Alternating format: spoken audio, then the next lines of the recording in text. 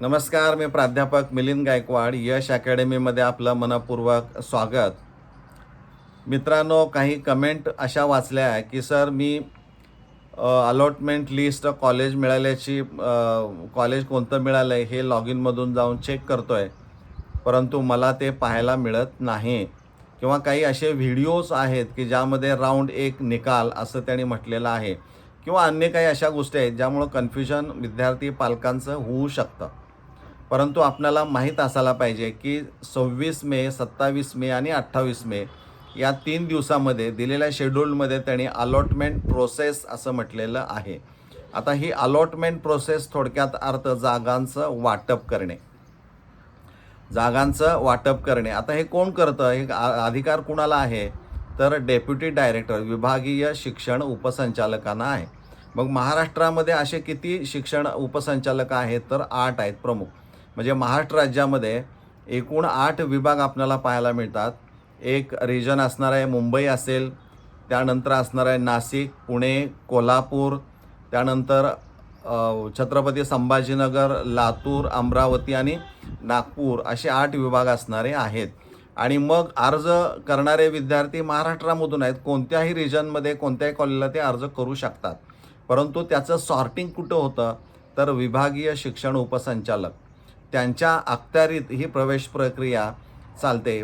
By rules हे शिक्षण संचालक असणार आहेत, परंतु प्रोसेस जी चालणार आहे प्रत्यक्ष ही त्या विभागाअंतर्गत असणारी आहे. त्यामुळे हे जे शिक्षण उपसंचालक असणार आहेत आणि त्यांचे सहकारी हे 3 दिवसामध्ये संगणकाच्या साहाय्यानं सगळं सॉर्टिंग केलं जातं. हे कशाच्या आधारे केलं जातं? क्रायटेरिया त्याच्यामध्ये काय थोडाफार तुम्हाला माहीत आहे. पहिला आहे तो तुम्ही दिलेला पसंतीक्रम, बरोबर आहे.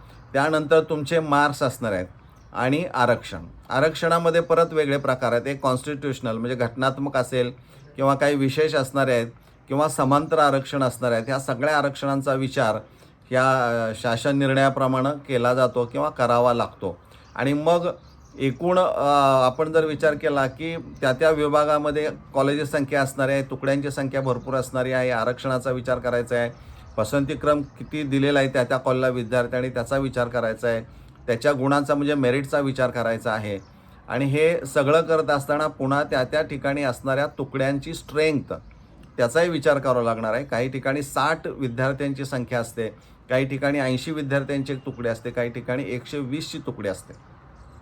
आणि त्यामुळं त्या तुकड्यांसाठी मग अनुदानित आहे का, विना अनुदानित आहे का, पार्शली एडेड आहे का, स्वयं अर्थसहाय्य सेल्फ फायनान्सड आहे, ह्या सगळ्यांचा विचार त्यामध्ये करावा लागतो. प्रत्येकासाठी किती अर्ज आलेले त्याचाही विचार करावा लागतो.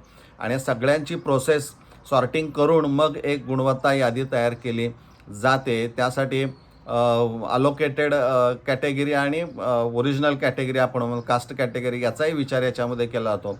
त्यामुळे ही किचकट प्रक्रिया असणारी आहे, ती लगेच होणारी प्रक्रिया नाही. त्यामुळं यासाठी 3 दिवसाचा वेळ हा त्यांनी घेतलेला आहे. परंतु काही व्हिडिओ अशा आहेत की ज्यामुळं विद्यार्थी पालक यांच्यामध्ये कन्फ्युजन आहे, आणि म्हणून ते व्हिडिओमधून त्या व्हिडिओच्या माध्यमातून ऐकल्यानंतर किंवा पाहिल्यावर त्यांना वाटतं की लॉग इनमधून जाऊन बघा. तसं ते लगेच होणार नाही. म्हणजे हे 3 दिवस त्या प्रक्रियेसाठी दिलेलं आहे, जागांचं वाटप करण्यासाठी. आणि मग ह्या तुकड्या ज्या असणार आहेत त्यांना एकाच वेळी 60 विद्यार्थी, एकाच वेळी 80, एकाच वेळी 120 विद्यार्थी कधीही दिले जात नाहीत. टप्प्याटप्प्याने त्या विद्यार्थ्यांचं वाटप केलं जातं. कारण आरक्षण असेल, ह्या सगळ्या गोष्टी ज्या असणाऱ्या आहेत, जागा, आरक्षण, कट ऑफ, व्हॅकन्सी, ह्या सगळ्या गोष्टींचा विचार करून मग ती गुणवत्ता यादी तयार केली जाते. आणि मग ती यादी तयार केल्यानंतर मग तुम्ही वेबसाईटवर गेला तर निळ्या पट्टीवर तुम्हाला होम पेजवर गेला तर तिथं निळ्या पट्टीवर तुम्हाला वाचायला मिळेल home search colleges, provisional merit list असेल, किंवा तिथं अलॉटमेंट लिस्ट, त्यानंतर कट ऑफ लिस्ट, त्यानंतर व्हॅकन्सी लिस्ट, स्टॅटिस्टिक्स, किंवा डाउनलोड, त्यानंतर डॅशबोर्ड, त्यानंतर FAQ, असं तुम्हाला हे सगळं पाहायला मिळेल. आणि मग तुम्ही अलॉटमेंट लिस्टला क्लिक केल्यानंतर त्याला डायरेक्ट क्लिक केलं जर तुम्ही, तर तुमचा ॲप्लिकेशन नंबर टाकून सर्च केला तर तुम्हाला कोणतं कॉलेज मिळालेलं आहे त्या कॉलेजचं सगळे डिटेल इन्फॉर्मेशन, म्हणजे तुमचे मार्क्स असतील, तुमचं नाव असेल, प्रेफरन्स नंबर त्या कॉलेजचा किती नंबरचा मिळालेला आहे, हे सगळं तुम्हाला पाहायला मिळेल. किंवा लॉग इनमधून जरी गेला तरीसुद्धा तुम्हाला हीच माहिती मिळणारी आहे. म्हणजे या पद्धतीनं ते वाटप केल्यानंतर मग तुम्हाला अलॉटमेंट लिस्ट ही तुमच्या लॉग इनमधून गेल्यावर पाहायला मिळू शकते. ती कधी मिळणारी आहे तर फार 28ला रात्री उशिरा किंवा 29ला 11चं तर टायमिंग त्यांनी दिलेलं आहे, परंतु बऱ्याच वेळा त्या टायमिंगच्या आत झालं तर ते अगोदरच डिस्प्ले करतात. म्हणजे सकाळी लवकर पण करू शकतात, कारण 11 वाजताच पुन्हा 29 तारखेला सकाळी 11 वाजता डिस्प्ले म्हणतायत ते, पण त्याच्या अगोदर होऊ शकतं. आणि त्याच वेळेपासून पुन्हा जे उच्च माध्यमिक विद्यालय मिळाले आहे तिथून ती प्रवेश प्रक्रिया सुरू राहते. ती 3 जून 2026 सायंकाळी 6 वाजेपर्यंत चालणारी ही प्रवेश प्रक्रिया असणारी आहे. मग ती कॅपसाठी असेल किंवा कोटा प्रवेशासाठी असणारी आहे.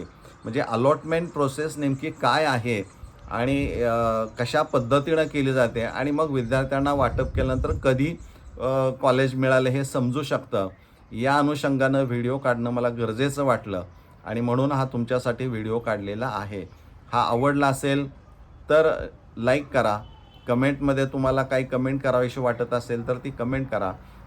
चॅनलवर प्रथम असेल तर सबस्क्राईब करा. आयकॉन बेल प्रेस करायला विसरू नका. हा व्हिडिओ शेअर करा. जास्तीत जास्त लोकांच्यापर्यंत जाऊ द्या. आपण इथं थांबूया. धन्यवाद.